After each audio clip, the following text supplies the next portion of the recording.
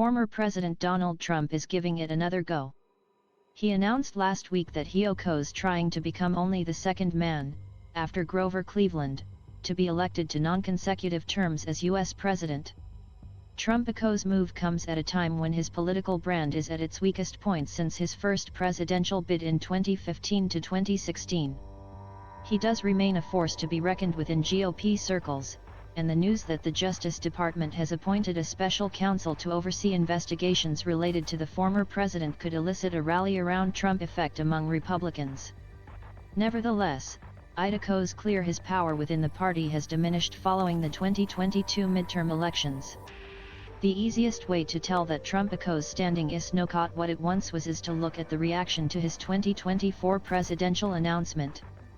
Many Republican elected officials and conservative media personalities gave it a big yawn. Trump's announcement earned him the support of very few elected officials on Capitol Hill. It was much more reminiscent of his first bid in 2015 to 2016, when Trump initially drew little support from lawmakers in Congress. The difference this time, of course, is that Trump is the former leader of the party whom most Republican members of Congress had endorsed in 2020 instead of a political neophyte like he was 7 years ago. Instead, there seems to be about as many senators, already backing Florida Governor Ron DeSantis as there are for Trump. This is important because endorsements from party officials have historically been correlated with presidential primary success. I should note that the lack of endorsements did not stop Trump in 2016, and it may not this time either. Trump's first bid may have been an aberration, though. He was facing off against more than a dozen competitors who split support among the conservative political class. This is especially a problem in Republican primaries, which tend to be winner-take-all, or most, affairs, unlike Democratic primaries, which award delegates proportionally. Trump needed well less than half of the GOP vote to accumulate a lot of delegates quickly in 2016. He may not get the same divided opposition in the 2024 cycle. The only obvious competitor to Trump at this point is DeSantis. The Florida governor's rise is perhaps the most important development in the 2024 Republican field. Trump is still ahead in a number of national primary polls, but DeSantis is polling better in early national polls than any non-Trump candidate did for much of the 2016 primary cycle. In his home state of Florida, DeSantis is outright beating Trump in almost every poll.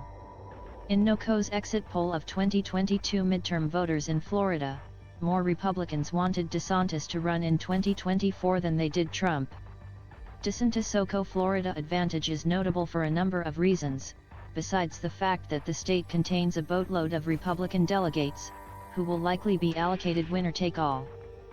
First, Florida is Trump's home state too, and Idaho's the only place where the two men are on equal footing in terms of name recognition. DeSantis' lead is a sign that as Republicans nationwide get to know him better, they could move toward him. DeSantis tends to have a higher favorable rating than Trump nationally among Republicans who are familiar with both men. Second, Trump won Florida in the 2016 primaries against home state Senator Marco Rubio. The fact that DeSantis is now besting him there in the polls is arguably an indication that Trump is in a weaker position than he had been in 2016. But Trump's problems go beyond just party officials and polls. Trump was able to defy conventional wisdom in 2016 because he received an outsized amount of media attention.